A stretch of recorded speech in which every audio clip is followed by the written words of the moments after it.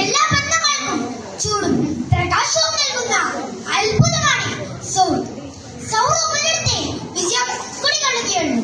മറ്റൊരാളെ സ്നേഹിക്കുക, സഹജീവികളെ ഇഷ്ടപ്പെടുക എന്ന് വെച്ചാൽ പരസ്പര വിശ്വാസത്തിന്റെയും പങ്കുവെക്കപ്പെടലിന്റെയും ആരംഭമാണ്.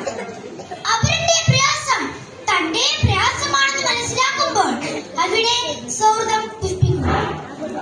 ലോകത്തെ സ്നേഹത്തിന്റെ അപര്യാപ്തത പരസ്പര പോരാട്ടത്തിലേക്കും വിദ്വേഷത്തിലേക്കും മത്സരത്തിലേക്കും മനുഷ്യനെ നയിക്കുന്നു.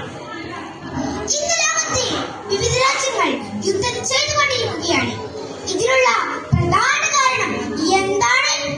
സൗഹൃദം ഇല്ലായ്മയാണ്.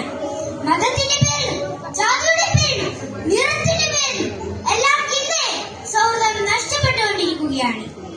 സൗഹൃദം എന്നത് വെറും കളിയും മാത്രമല്ല, പകരം പരസ്പരം മനസ്സിലാക്കലും കരുതലും ത്യാഗവും ഉൾക്കൊള്ളുന്ന മഹത്തായ ബന്ധമാണ്. സത്യസന്ധമായ സൗഹൃദം മനുഷ്യ മനസ്സിനെ മാറ്റിമറിക്കുന്നു. പകരം വെറുപ്പും മായച്ചിലും ഐക്യത്തിന്റെയും സമത്വത്തിന്റെയും പാതയിലേക്ക് മനുഷ്യനെ നയിക്കുന്നു. മനോഹരമായ ഒരു ലോകം നമുക്ക് സൃഷ്ടിക്കാനാവും.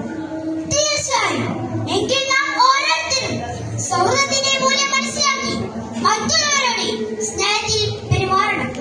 ഹൃദയങ്ങൾ ബന്ധിക്കുന്ന സൗഹൃദബന്ധം നിത്യമായി നിൽക്കുന്ന ആത്മധാരയത്രേ.